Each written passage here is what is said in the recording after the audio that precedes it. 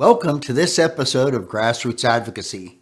If you were with us last week, you had the opportunity to hear from Ms. Corinne Ganchenet, who is a member of our board of directors and also serves as a nursing assistant here in Missouri. Today's episode is social media, a powerful tool. And you might wonder why this topic and why now. Well, to be perfectly candid, recently I was surfing my social media flow for Facebook, Twitter, LinkedIn, and as I was reading, it occurred to me that sometimes we feel we need to express a thought, feeling, or emotion, and we do it in social media, and sometimes those expressions are productive and move the conversation forward, and sometimes those posts are counterproductive. And so I wanted to talk today about how you as a grassroots advocate can take the power of social media and use it to your benefit when you are serving as a voice for the people you care for your fellow nursing assistants, for your centers, and for the post-acute and long-term care system as a whole. So before we get into the content, though, I want to share with you a couple of posts that I looked at recently and provide you some feedback. Recently, I saw a post. It wasn't in the NAHCA Facebook page. It was on one of the other CNA Facebook pages. And the post basically said that the center that this person was working for was not a good center, that they didn't care about resident care. They didn't care about providing good care. They didn't care about treating people with dignity and respect. And when I read that post, my first thought was, man, it really stinks to be at that center. And then I thought to myself, well, this person has some genuine concerns. Is this really the best place to share those concerns, or is there something that they could be doing within their center to help the leaders and to help the rest of the organization understand where they were coming from? And so one of the things that I'd like to ask you to think about when it comes to social media is asking yourself, is this the right place to deliver the message? I also saw another Facebook post that I thought was really cool. It was kind of similar, with one exception. The CNA who made the post said, "This is the experience that I'm having. We're having to wake our residents up throughout the night. We're having to get them up super early for breakfast. We're having to make them take baths or showers. We're having to do these things that make the residents unhappy.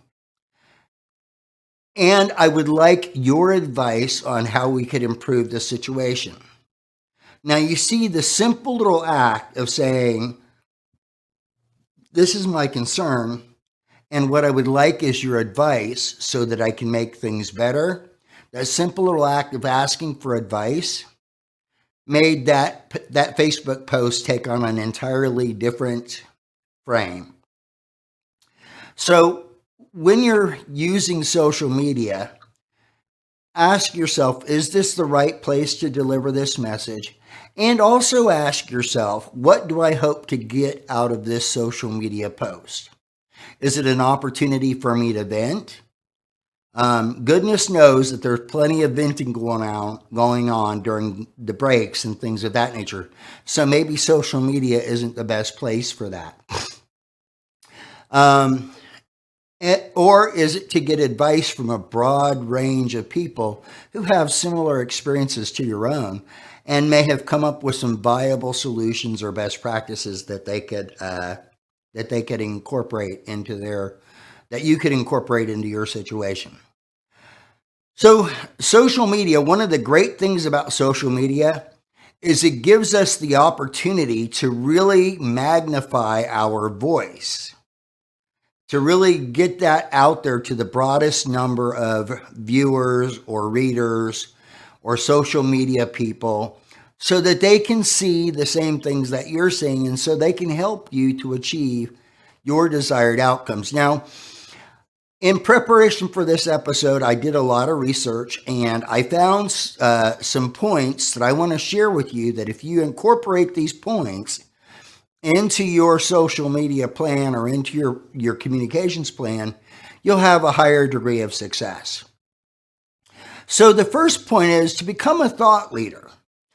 Now, you may remember in the earlier episodes of Grassroots Advocacy, one of the things we talked about is that you, by virtue of the fact that you serve at this bedside, by virtue of the fact that you are caring and compassionate and understanding, that you have the opportunity to be a voice for your residents, for your peers, and for the post-acute and long-term care system as a whole. For you to be successful in that role, you have to be a thought leader.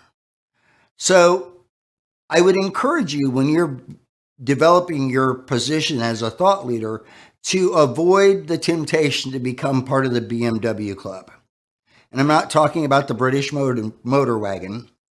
I'm talking about blaming, moaning, and whining. As a thought leader, identify the challenge or the concern or the issue, and then identify possible solutions or seek possible solutions. So as a thought leader, remember, part of that being a thought leader is you shaping the attitudes of the people around you. And we know that negative attitudes are contagious.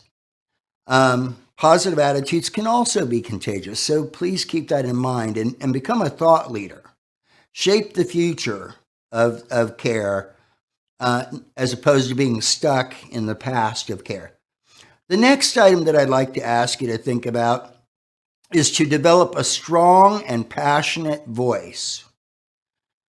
Now, when I say strong and passionate voice, I'm not talking about being the person who talks the loudest, or being the person who screams, or being the person who uses colorful language to describe the problem. I'm talking about taking the time to think about the message that you want to communicate, thinking about how to communicate it in a way that helps you to achieve the result that you're looking for. So when it comes to, say, residents' rights, what I would imagine you want as a grassroots advocate is for us all to respect and value the rights of the people that we care for on a daily basis. So you keep that in mind, and then you build on that with your passionate voice, because numbers matter, but your experiences also matter equally. So then the next step that I'd like to ask you to think about is knowing your audience and knowing the purpose for your social media engagement. So when I say know the audience, you know nursing assistants very well because you're a nursing assistant. If you're speaking to somebody who is not a nursing assistant, though, think about that audience and how they might see the situation that you're looking at. So, for example, let's say that your state has decided that they are going to cut Medicaid funding, and you realize, because you understand the post-acute and long-term care system, that about 68% of the people that you're caring for on a daily basis are supported in their health care through the Medicaid program. So for you, as a person who is a voice for your residents, you may say, oh my gosh, we don't want them to cut Medicaid, because if they cut Medicaid, it has the potential of negatively impacting the men and women that we care for. So let's say you decide to do a social media campaign to encourage the legislature not to cut Medicaid. So some of your potential audiences might be just the general public, taxpayers like you and I, your social media campaign also an audience might be the residents' family members and people in the community who care about aging services. Your audience may also be the elected officials at the legislature. So then you want to think about how you would communicate that message to them, and it would be in a slightly different way than you would communicate to your fellow nursing assistants. The next item I'd like to ask you to think about is practice writing and meme development so that you're able to get your message across in a more sophisticated way. And what I mean by that is when you're writing, it's really interesting how sometimes just misspelling a word or making putting a comma or a semicolon in the wrong place can really change the meaning of what you're saying. And so if you're like me, I'm not a wonderful writer. When I have something that's really important that I want to communicate in writing, one of the things I do is I ask to have people look at what I've written and to provide me feedback, to tell me, hey, this is really good. Your point is right on point. Or to say to me, hey, Jeff, you might want to reword this a little bit so that it's more meaningful. And then once you have that feedback and then you can push that out there, it will hopefully help you get the result that you want.